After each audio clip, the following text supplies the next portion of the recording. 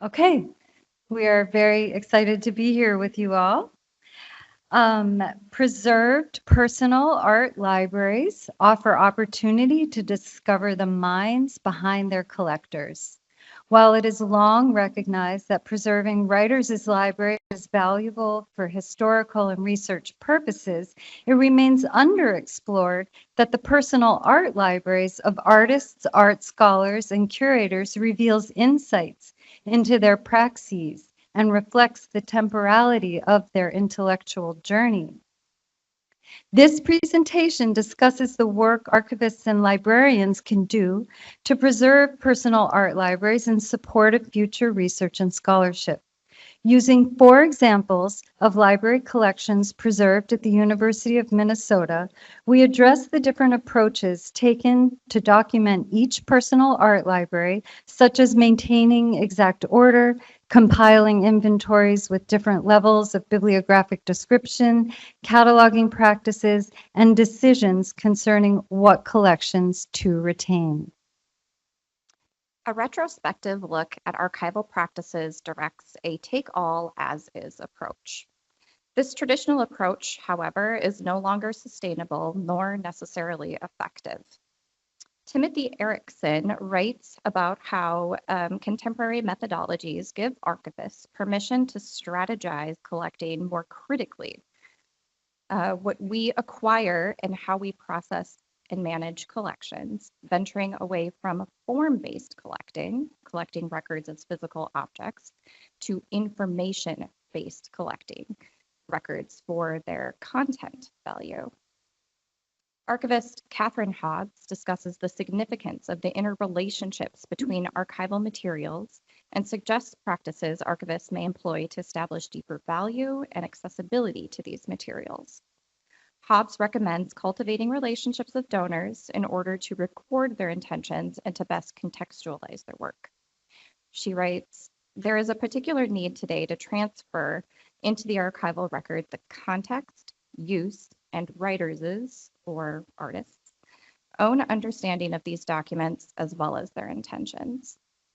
Other archivists who further endorse adaptive and fluid archival processing include Janelle Rebel, Sarah Brown, and the Digital Archive of Artists Publishing, the DAP community.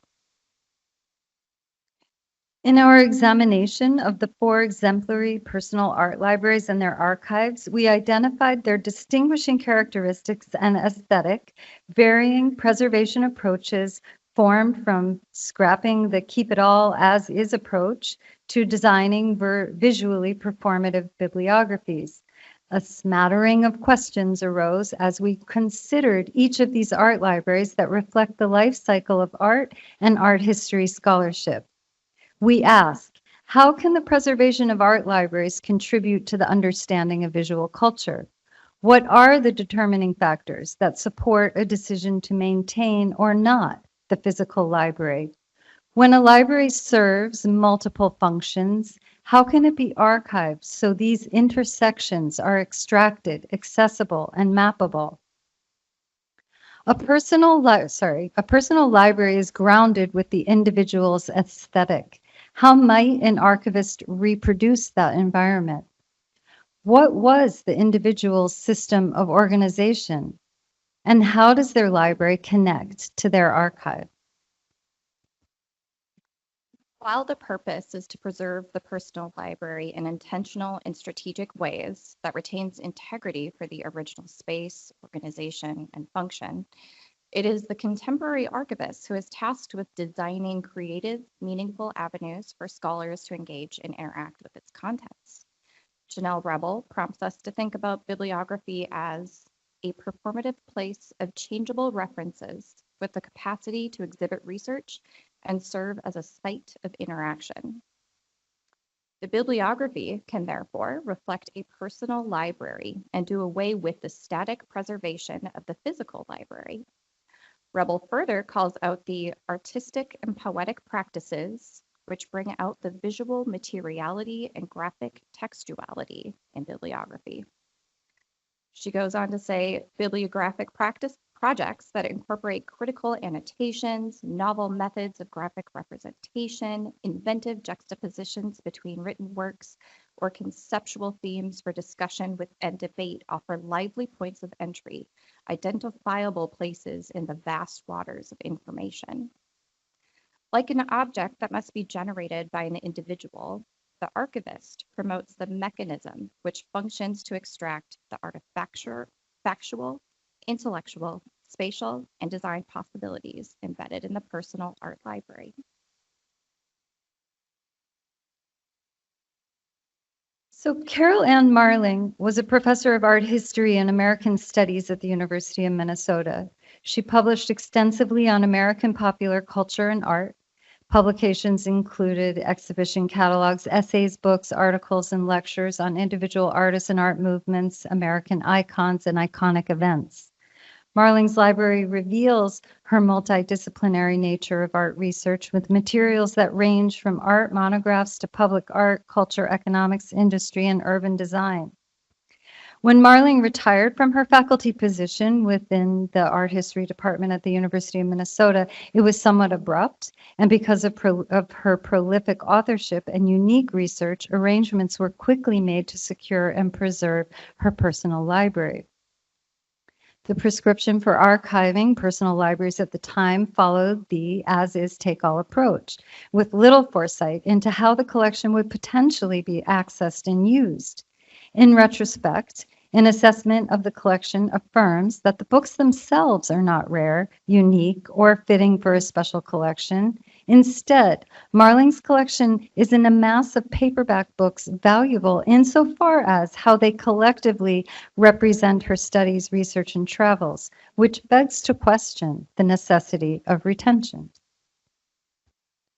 It is significant to note, however, that her cutting-edge research found its footing in the newest literature in paperback editions with books, ephemera, and collected novelties that are truly representative of her findings on kitsch, common life, and cultural trends such as the Public Works Art Project and Walt Disney.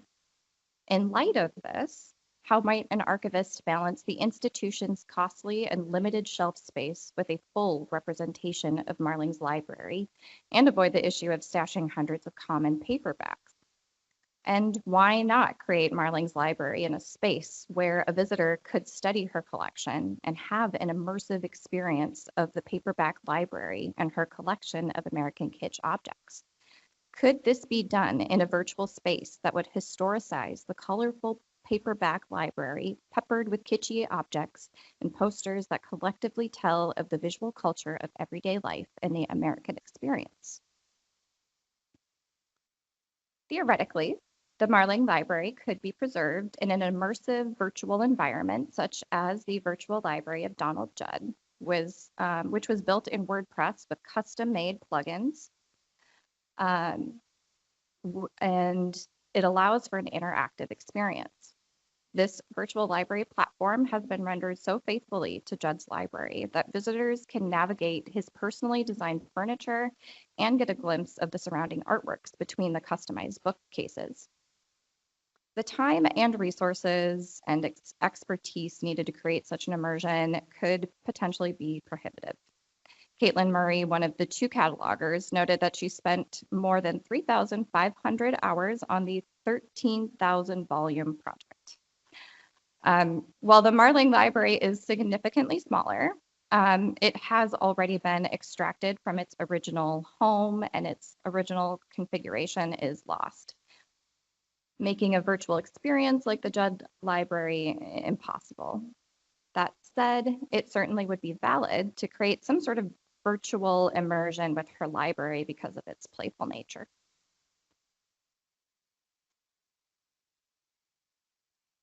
For the past 25 years, the 21st Edition's publishing house and visionary Stephen Al-Bahari have created an extensive collection of handcrafted fine press books.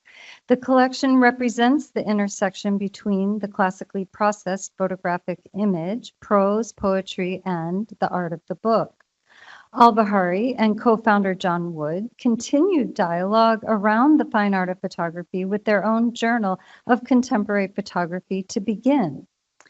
Al-Bahari's vision, however, evolved into publishing 64 unique editions of artist books with teams of individual writers, poets, photographers, printers, papermakers, woodmakers, metalsmiths, and artisan bookbinders that became 21st editions. In the fall of 2018, the University of Minnesota Libraries, with the general support of the Francis Gorman Endowment, acquired the complete 21st editions collection concurrently with the National Gallery of Art in Washington, D.C. In 2024, the University of Minnesota also acquired the 21st editions production archive and Al-Bahari's personal library. Minnesota now serves as the repository for the entirety of the 21st editions archive. The production archive reveals the innovation and creativity behind the artist's books with all of the portfolios, original drafts and holographs from several poets, complete prototype books, presentation prints, proof prints, fine prints, guide prints, correspondence between the press and the artists of 21st editions. Al-Bahari's personal reference library reflects the accumulation of directly related research, inspiration, and influences to his vision behind 21st editions and each publication. Again, noting Janelle Rebel's cutting-edge theories on bibliographic presentation, she writes, as creators engage in independent artists publishing or publishing as a creative practice, they may wear multiple hats, merging various activities around publishing, collecting, documenting, exhibiting, and community building. An artist's, designer's, or writer's practice, for instance, may entail an expansive bibliographic practice. Within the personal library are works that deeply impressed Al-Bahari and helped shape his vision for 21st editions. The facsimile of designer, artist, poet, and publisher William Morris and his Kelmscott Press masterpiece, The Works of Geoffrey Chaucer, is one important example. Other indelible influences include the Edward Curtis portfolio, the North American Indian, and Alfred Stieglitz's journal camera work dating from the early 1900s. Tracing your finger along the 800 plus spines that Al-Bahari procured for his own reference library is a quietly spectacular telling of his own passions, discoveries, intellectual and spiritual journeys that found an outlet in publishing books.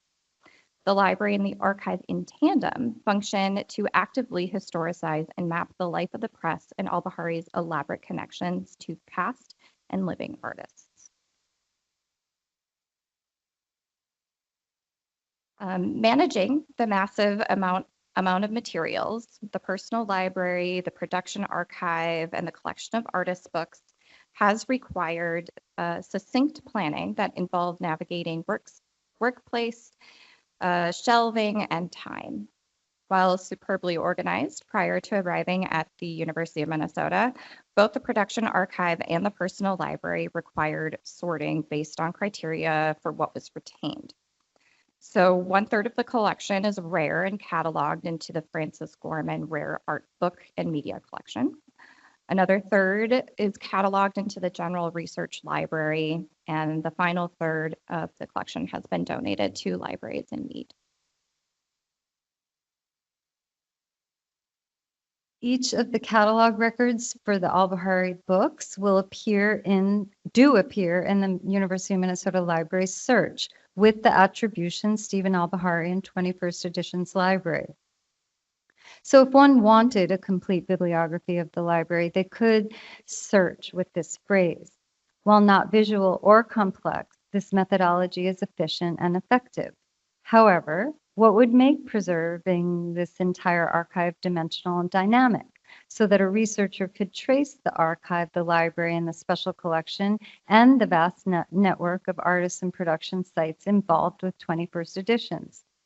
A performative visual archive such as Des Appels Archive is one model we could follow for the complexity of the complete 21st editions archive, the library ephemera and special collection. With its orbit-like graphic appeal, this bibliographic tool is designed to expose the layers of the bookmaking and various components that make up each book, from the connections and networks to the geography of people, materials, and places. The Appel Archive, for example, tells a multitude of stories about de Appel's living past and lively present through books, ephemera, video, audio, manuscripts, correspondence, witness reports, and art. Sorry about the internet, I guess. All right. Gabriel P. Weisberg is Professor Emeritus of Art History at the University of Minnesota, specializing in 19th century art and decorative and graphic arts. He is the author of many catalog publications and essays, has lectured worldwide, and the curator of numerous exhibitions.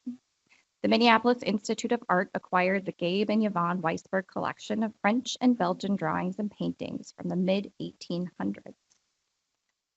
Professor Weisberg's library is arranged thematically and by media.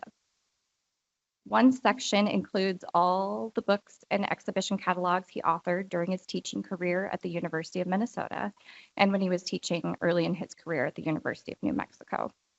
On his travels, he acquired a significant number of exhibition catalogs as well as materials like various ephemera, gallery brochures, pamphlets that reflect his research on European and American art, especially French art of the 19th and early 20th centuries, and his studies of individual artists and art movements on realism, naturalism, Art Nouveau, Japanism.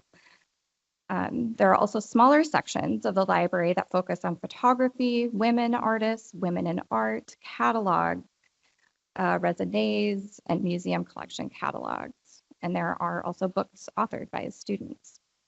Surrounding the bookshelves are prints, drawings, and paintings that he and his wife purchased for their personal art collection, further representing his area of expertise as an art historian.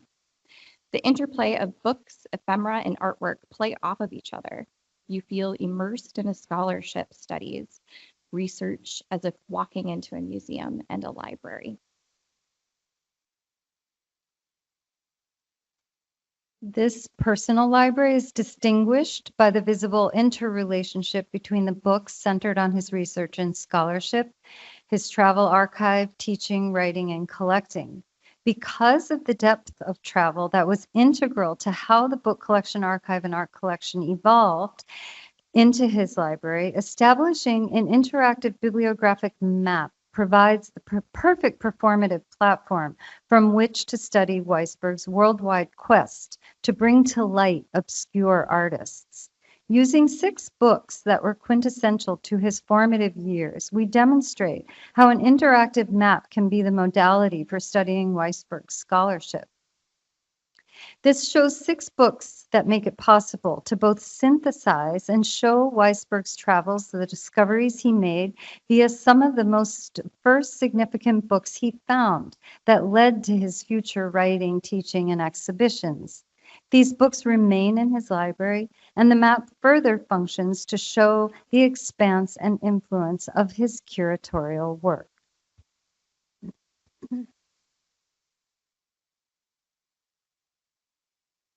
Okay, for conceptual and artist and book artist Harriet Bart, research is integral to the creative process.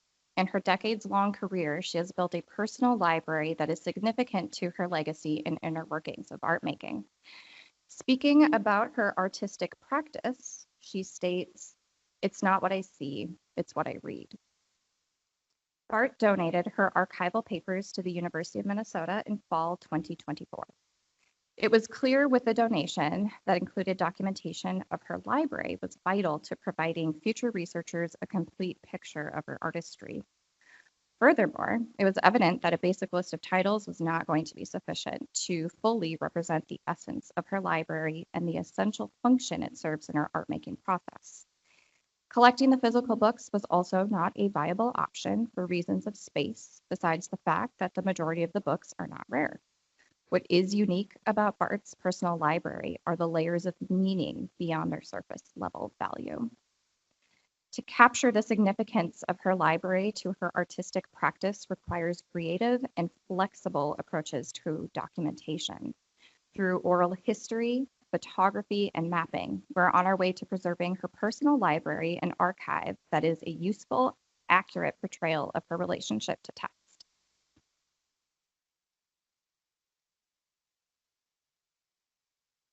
As Alberto Mangel says in his book, The Library at Night, the space in which we keep our books changes our relationship to them. We don't read books in the same way sitting inside a circle or inside a square, in a room with a low ceiling or one with high rafters. And the mental atmosphere we create in the act of reading, the imaginary space we construct when we lose ourselves in the pages of a book, is confirmed or refuted by the physical space of the library. Thus, encapsulating and expressing the physical structure and space of Bart's personal library is important to anchoring and joining all aspects of its aesthetic and intellectual integrity. The physical space her library occupies at her residence is an art installation in and of itself. In the main library, the books are surrounded by objects carefully selected and placed. To understand how the space of her library impacts her creativity and mindset, one must see the meticulous curation and arrangement. We have taken high-quality photographs of the space in its entirety, as well as detailed shots of each shelf and the objects which surround the books, to give you an idea of her studiolo, her sacred, intimate, and beautiful space. An important piece in capturing the aesthetic of the library space are the objects that are curated alongside her books. Sculptures that mimic and deconstruct the book, poetic prints of abstract word and image, African headrests, and a typewriter. Of note is Bart's relationship to the book as object.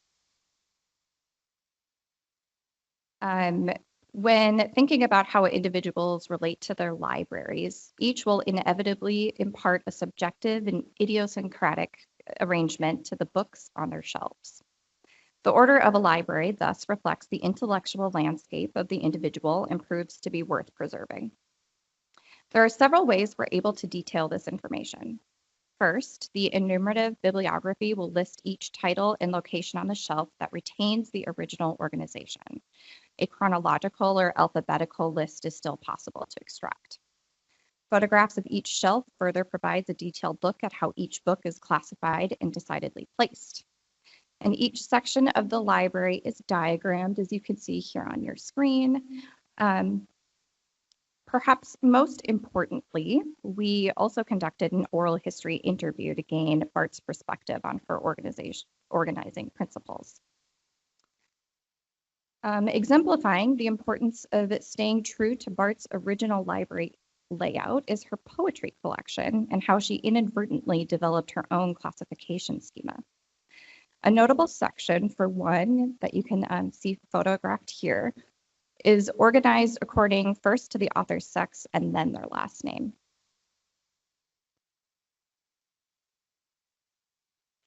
As we begin mapping the contents of Bart's library to her artist archive, clarity is forming around her research and literary pursuits and how much the library is important to understanding her creative process.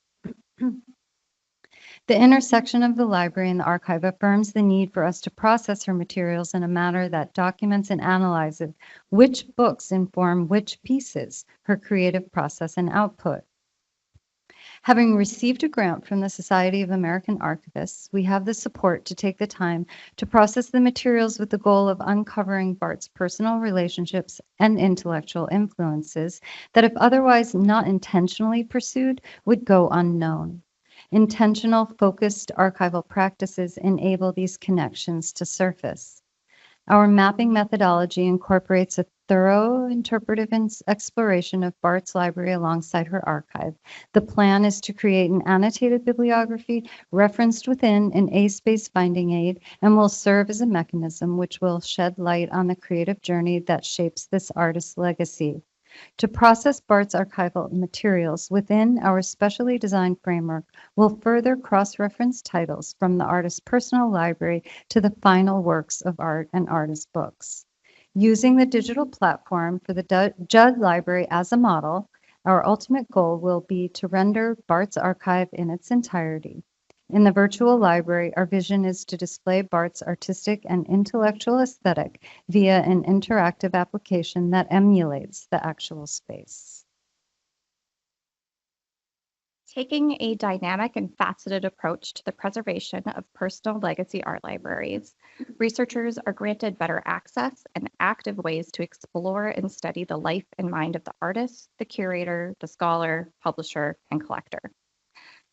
Janelle Rebel gives us groundbreaking and imaginative ideas in her 2024 publication, Bibliographic Performances Surrogate Reading, on how archivists and librarians can evolve from a reliance on the traditional bibliography to creating compelling and performative bibliographic practices.